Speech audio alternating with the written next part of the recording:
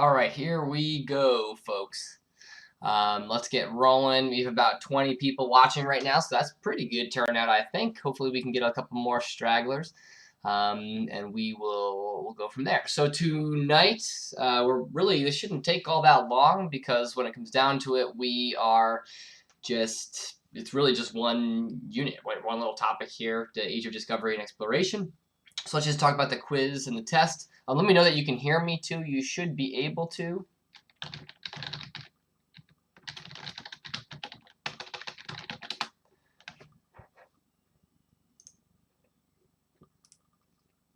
Cool. Okay, so now that we know the audio is working, so the quiz, we're calling it, right, is 34 questions, so it's a little bit less than last time. It's multiple choice again, nothing different. Same rules apply. It is multiple choice. It is not retakeable, but you can do corrections.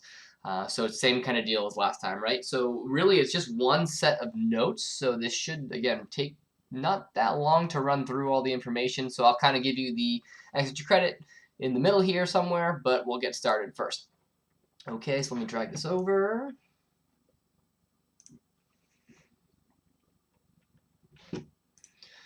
All right, so we are talking about the European Age of Discovery, right?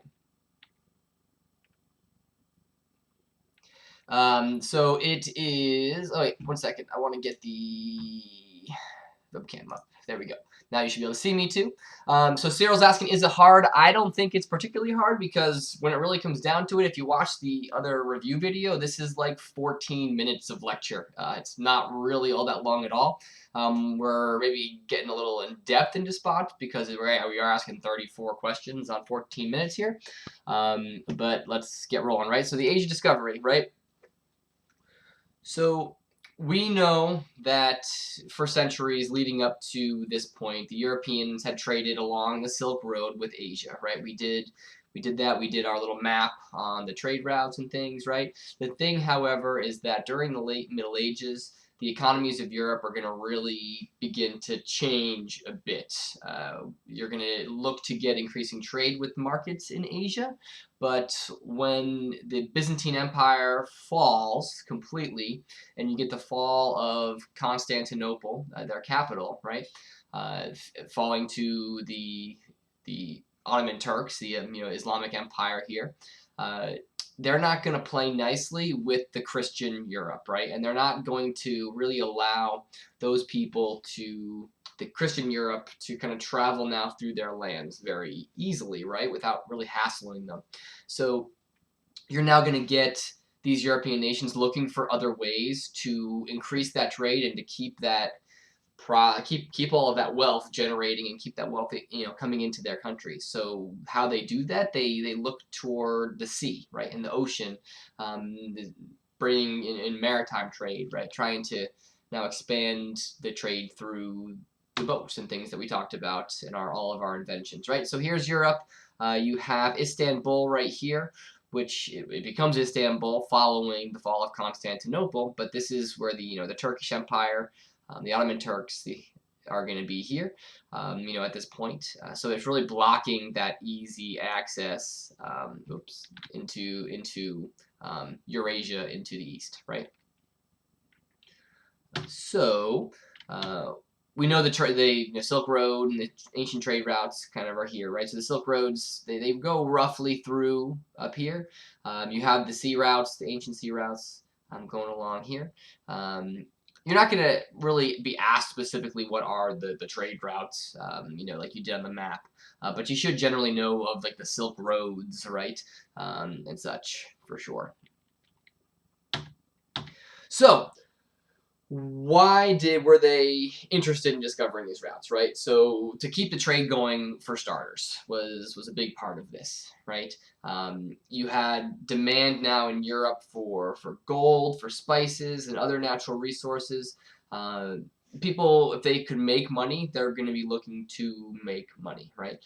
You also have some other things like supporting the spread of Christianity, right? So after the Crusades and the Reformation, the whole idea of spreading Christianity is really taking front and center here, and people are looking to do this to areas of the world that are not Christian, right? And then lastly, you have the political and economic competition between the different empires, right? So France in particular is trying to be more wealthy and more powerful than, say, Spain and England, right? And ultimately, that is what these people are looking for, right? They're trying to figure out the way to best get the advantage, and if that's finding a new trade route or building new ships that's what they're doing, right? They're trying to do all these. So you have your triple G, right? Your gold, your God, and your glory. Those are things you should remember, and you should be able to bring, compartmentalize that all into those, right? So gold is just the wealth and the resources. God is the religious purposes and spreading Christianity, and glory is the political competition, right? So are you going to need the important figures and the inventions? I would say you should be familiar with these, right? We did projects, we spent the day on these, and then we, for the people, there aren't a crazy number of them either. So if you're going to make flashcards, make, 10 to 12 flashcards here for the items and for the people, and you should be pretty good, but I would definitely know them on for sure. So we had the compass, right? The compass is pretty straightforward. It's magnetic. You can use the compass to tell which direction you are going and make sure you are going in the straight direction, right? So that's obviously pretty big. You have the Caravel, which is the ship, right? These much more maneuverable ships that are able to take advantage of the triangular sail, the lateen sail. Which is going to be able to now travel a whole lot more easily against the wind by doing this tacking thing, which is basically kind of capturing the wind from the side and then using the rudder to swing back kind of the direction against the wind, right? So you have the Astrolabe, which is just another, and the Sextant, which are just other navigational tools in particular that are able to kind of keep you going on a straight bearing while you're at sea, and you can kind of triangulate yourself with the stars and the sun. To be able to kind of figure out your what's called latitude, right? So these things you should definitely familiarize yourself with. So there's the Caravel. I should have just kept going here. You've got your triangular sail, your lateen sails. You have the Astrolabe. You're able to kind of line it up and take the measurements. The Sextant is similar as well, for sure. So the first big kingdom that's going to really take off here is going to be Portugal, right? So we think of Portugal as a relatively small country today, and it is, but back then it was one of the major players on the global stage here, for sure. They were a maritime nation, right? They are on the Atlantic. I can go back to my map here. Portugal's here, right? So it's right on the Atlantic. Lisbon is pretty well situated down toward Africa, and that's the way they're going to go, right? So in the middle of the 1400s, you're going to have this man named Prince Henry. Prince Henry the Navigator. He's going to play this pioneering role. He is this prince. This whole idea of a navigational school has kind of been debunked at this point, to be honest, so I really should change that. But when it comes down to it, not so much a school, but think of him like a modern day Elon Musk almost, or an ancient old time Elon Musk. He has all this wealth. He has this interest in navigation and exploration, and he funds it, right? So he pays for people to do it, pays for the inventions to try to improve them and things like that, right? So he deeply encourages Portuguese exploration, in particular of the coast of Africa, and working their way down Africa and then ultimately around the southern tip of Africa and the Cape of Good Hope, right? So his money and his influence and his passion for this is really what's pushing Portugal here for a little while, right? So think of it like Elon Musk, right, who has all this money privately that he's putting into things like SpaceX, right, and exploring the space versus exploring Africa, right, and the Atlantic Ocean, and that kind of thing. So hopefully that's a good modern day connection you can make to this guy. He's this kind of financier, right, in addition to his political role, for sure, right? So here is the map, right, of Portugal's influence. So they're going to basically kind of work their way around Africa, and they're going to work their way up into Western India, and then ultimately up into the East Indies a bit as well, and even Japan. So they are going to really start spreading their influence. They're going to be pushing trading posts, right, all along the western coast of Africa, up on the eastern coast of Africa, eventually into India and through there, spreading their influence as much as they can to try to then create those trade links, right, to be able to bring that wealth back to Portugal, right? Hopefully that makes sense. So the thing is when Portugal starts to really do this, other countries are going to be looking to do this as well in that competition sake, right? That God, gold, and glory, gold, God, and glory, however you want to list them. So that the whole competitive side with the other nations, right? Nation states, kingdoms, they are. It's going to really start to kick off, right? So you're going to have other countries now beginning to really seek this out as well, right? So you're going to get these trading posts in the Americas, in Africa, and Asia. And you're going to get colonists beginning to make their move. So now we're talking kind of post-Columbus, right? Columbus has made his way to the New World. He's in 1492. He sails the ocean blue, right? And he is, with that, the whole Spanish Empire is going to kind of radiate out from the Caribbean and then into Mexico and in South America. So you're going to then have colonists following that up, right? People that are looking to make money off of this and these ventures, right? So they often carry their religion with them, whether it's Catholicism or Protestantism, right? And often these indigenous peoples that are living there are going to be attempted to be converted, right? Sometimes that goes fairly smoothly, other times it doesn't, and you're going to get some conflict in these particular areas, right? So we know of Cortez, right, and the demise of the Aztec, and Pizarro with the demise of the Incan empires, in the 1500s. You're going to also now have a forced migration of many Africans into slavery, right? So this is just kind of pretty generally speaking right here, right? So when diseases and things run rampant in Mexico and in South America because these natives in particular just didn't have the immune systems to handle some of the European diseases, right? The Europeans who were looking to basically enslave these people and use them for forced labor, when they can't do this anymore and the natives just there aren't as many of them left. You're going to have 90 to 99% of these natives are going to be killed by diseases. So when we get to that point, right, they start deciding they're going to really bring Africans over for slavery, right? And you're going to have colonies also kind of begin to imitate the culture of their mother country or father country, right? And the social patterns and things like that. They're going to try to bring with them what they're comfortable with and what they know, right? And ultimately, there will be deviations and things kind of changing, but over time, right? So initially, they're going to try to mimic their home country as much as they can with architecture and social things and religion, right? And all of these things. So we know there are the slave trade, right? We've talked about it. Miss Skipperman talked about it the other day. The slave trade is going to largely be a Portuguese at first, kind of running that slave trade with their exploration of Western Africa, before it kind of becomes more of an international kind of venture, if you will. So you're going to have a bit of an impact on Asia as well. So you're going to get colonization of merchants in Asia, in India, in the Indies, in China, right? You're going to have trading companies also beginning to become this thing, right? So this isn't always country-led, right? Often some of this exploration is being done by people that are looking to make money, and they're trying, and that's what's going to kind of lead the way often. So you're going to get this triangular trade, right? So you're basically going to have manufactured goods here created in Europe with the beginnings of kind of the early industrial revolution, age of industry. And they're going to bring those things down to the western coast of Africa here, where they're going to often trade. They're going to trade with people on the western coast who had kind of raided the interior typically.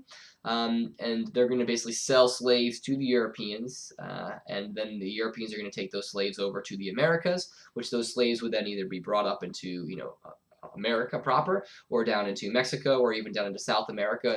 The Caribbean is going to act as this hub, and then it'll be spread out from there. And then they'll take kind of these raw materials and resources from the Americas, right, from the Western Hemisphere, back to Europe, where they then manufacture them into things and they kind of repeat the cycle, right? It would be silly to make any of these journeys, which would take weeks and weeks, on with an empty ship, right? So that's what they're trying to not do. So the triangular trade, it's often this rum, sugar, cotton, tobacco, and all these things going, to Europe, where they and lumber and things like that, right? Where you're going to then have pots, pans, and guns and alcohol kind of created up here. Horses to Africa too, and so on. You can read some of the, obviously you can read for yourselves, right? So you're going to now have this linkage, right, between Europe, Africa, and the Americas. Often, slaves, sugar, and rum, I was just kind of talking about. You have access to these links, so if you want to check them out yourself on your own time for your studying, that works, obviously. So I'm going to take this moment, and I'm going to tell you what the extra credit question is going to be. So the extra credit question, again, just because I'm the cross-country coach here, it's going to be easiest for me to kind of come up with questions related to that. So I'm going to ask you, where is the cross-country meet this coming weekend? So the cross-country meet this coming weekend is going to be in Cary, North Carolina. So it's C-A-R-Y, North Carolina. So that's your answer. So that's gonna be your hopefully extra credit. So if you're paying attention, great, good for you, and you get an extra free point there. So here's the thing, right? Now that you have Columbus, that has kind of opened up this trade back and forth and this travel back and forth between the old world over here and the new world over here. Hopefully you guys can kind of make sense of all of this, right? With your menu that you were creating. With the menu you were creating for sure, for class, right? So ultimately, it sets off a chain reaction, right? You're going to have now these things that begin traveling back and forth in serious numbers that just completely change both sides of the world, right? Without question, if you're going to ask one of the largest, single most, events in human history, it's the connection here of the old world and the new world for a continuous way, right? So what are some of the things that are going to be traveling from the old world to the new, right? There were no horses. There were no livestock, right? Well, there were, livestock, just not in what we think of, right? So cattle, right? No cows in the new world. There were no sheep, right? No pigs, no horses. You had things like llamas, and you had things like turkeys, and certain things were domesticated. You just didn't have some of the large livestock that we are familiar with today, right? Things like chicken, those things have been domesticated and cultivated for human use for long periods of time before this, right?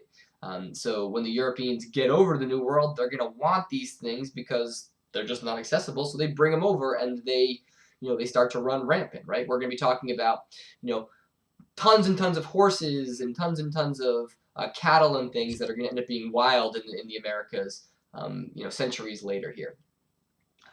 So in similar to that, right, you've got wheat and rice and barley and oats kind of going that way to the New World, where you have things like turkey and tobacco, tomatoes, potatoes, corn, right? All these things didn't necessarily exist over in Europe. So all of these things are super important to Europe too, in particular things like potatoes and tomatoes.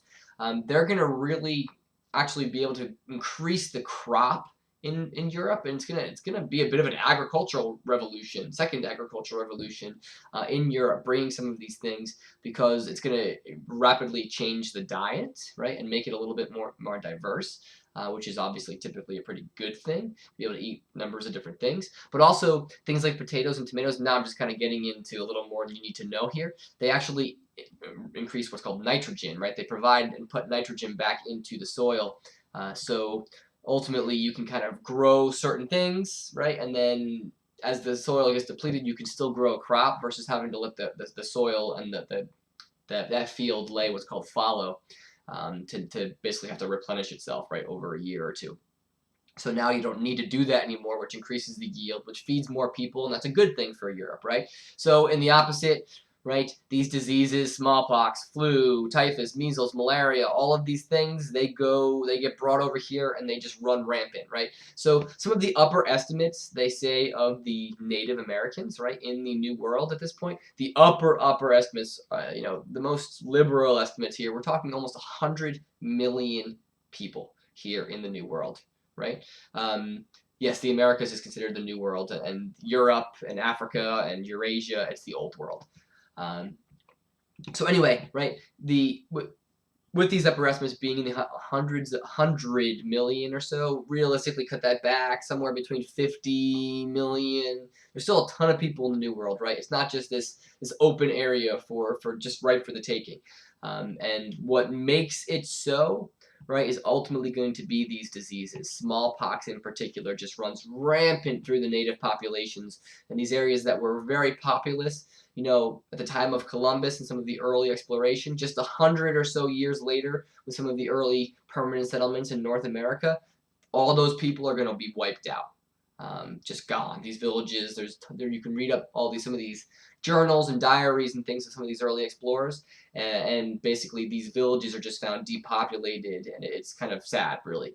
But it's just the case, right? So we're talking millions of people just being ravaged by these diseases, kind of going on in the background, right? With people not even necessarily realizing it because they just spread so quickly. So, anyway. So, Cyril, smallpox has actually been eradicated, believe it or not. We have, as a human species, we have decided that we wanted to kill it and get rid of it as a disease because it was so terrible. And we successfully eradicated the disease. It still exists in lab-type conditions and things, but as a whole, between vaccinations and other efforts, basically, quarantine efforts, we've actually eradicated smallpox. So yeah, it's pretty neat and arguably one of the coolest things people have done. So anyway, moving on, right? The Columbian Exchange. We have the Western Hemisphere, right? So I just kind of talked about this on the image of the map, right? So you have corn, potatoes, and tobacco changing European lifestyles, right? European animals, horses, cattle, these things are going to change the American Indian lifestyles, right? With smallpox killing many of the American Indians, which we just talked about, okay? So this is kind of similar to what I was saying before. I was getting ahead of myself.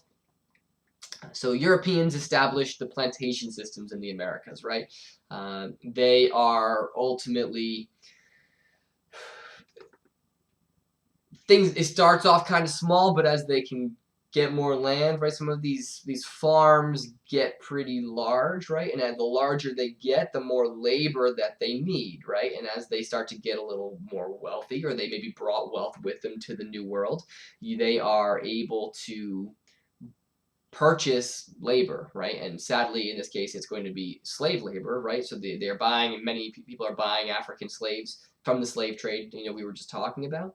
And slavery is pretty much based off of race, right? I mean, that's pretty much the thing, right? So initially there was enslaving of some Native Americans going on, but then when they mostly died off, that's when they looked to the solution of bringing Africans over, in particular, right? So you're going to have, in some cases, gold and silver being exported to Europe and Asia, right, from the New World. There's certain areas of the New World that had gold in particular, where other ones didn't, right? And you're going to get the gold rush later again in the 1800s in California, hence 1849. The 49ers is all about the gold rush to California, so the San Francisco 49ers. But anyway, you're going to have areas of the country of the Western Hemisphere that have some of these precious metals.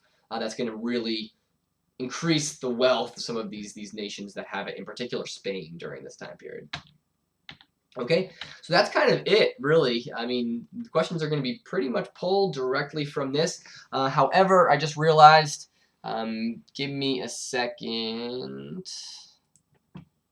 We have the guided notes, but ultimately they're not on. The explorers are not actually in here, so I need a second to get it up on the screen here. Drive.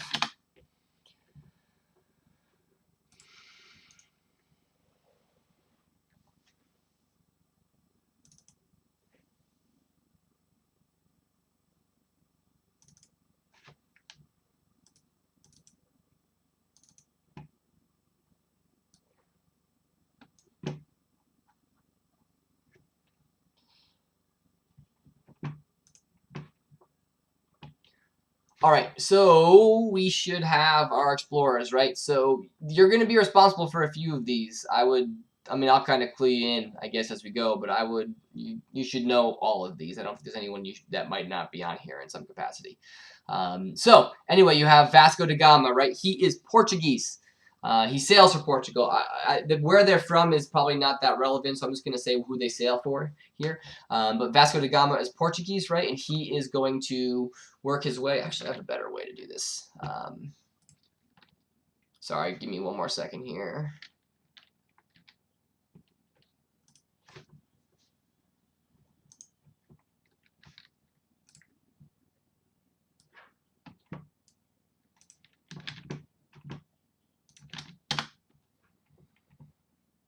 All right, so the explorers, right? So you have Vasco da Gama first, right? So Vasco da Gama is going to work his way around the southern coast of Africa, right? From Portugal, right here. He's going to work his way around Africa and eventually go up to India. So anyway, yep. So you've got Vasco da Gama there. So let's look at some of the other people, right? So we have Columbus, right? Columbus, if you look here, Columbus sails for Spain. He's not Spanish. He's actually Italian, but he's going to get credited, you know, for the discoveries for Spain here. So he sails for Spain. He sails across the Atlantic Ocean. He ends up in modern-day Haiti, right, and Dominican Republic. So this is actually his first voyage right here. You can follow along on the website. I put this together. You guys, I mean, this is basically just text reading of what I just talked about. But so he ends up in Haiti. He doesn't even really end up in America, to be honest. But you know, that's going to still open up the new world. So you should know Columbus for sure. Our next guy is Magellan. Let's see if this opens up. So Magellan, he is a sails for Spain. His expedition is going to be credited as the first expedition to make it all the way around the world, right? So that I can tell you for sure on the test in some capacity. He's going to leave Spain. He's going to work his way. The whole fact that it opens up another picture when I go on it. So anyway, you can follow along, right? He leaves Spain and works his way around the southern tip of South America, and then works his way across the Pacific up into the Philippines, where he is actually going to be killed himself. But then one of his ships is going to be able to make the way through the Philippines, from the Philippines all the way around to Spain. So he involves himself in some quarrels of some Native Americans that he befriends, and he is killed in the fighting as a result. So who's next on our list? We have Cortez, right? Cortez is going to conquer the Aztecs, the Mexica, right? Here in Mexico. So this is just a zoomed in picture of the Aztecs right here. So this is this gonna, there we go, that's better. So you have Peru, right? So you have the Incas right here. So Pizarro, Francisco Pizarro is going to conquer, his actions are going to lead to the demise of the Incan Empire.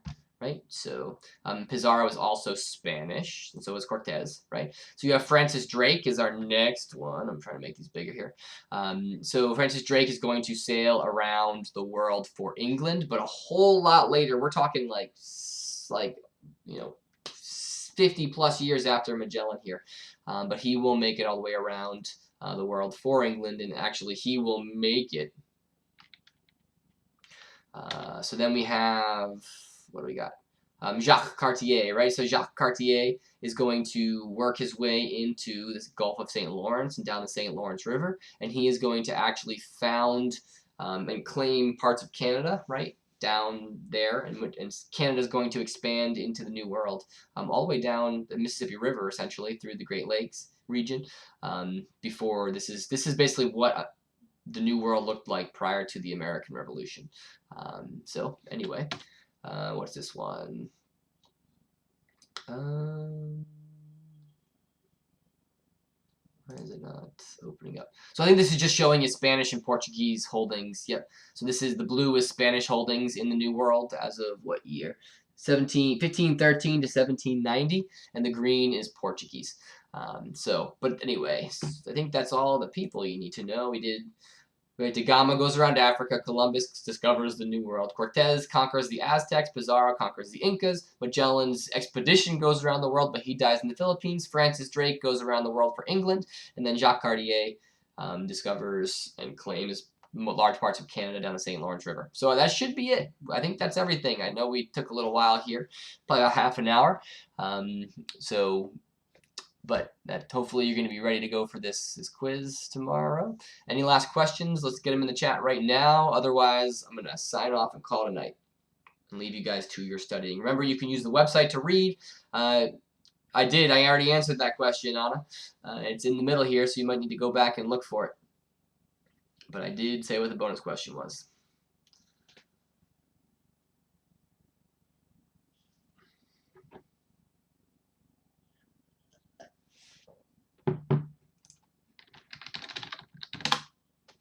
All right, any last questions? I have no idea who Mirage FPS is. Not answering that question. As fun as it might be to play some Counter-Strike, which I assuming is what you're alluding to with your name there.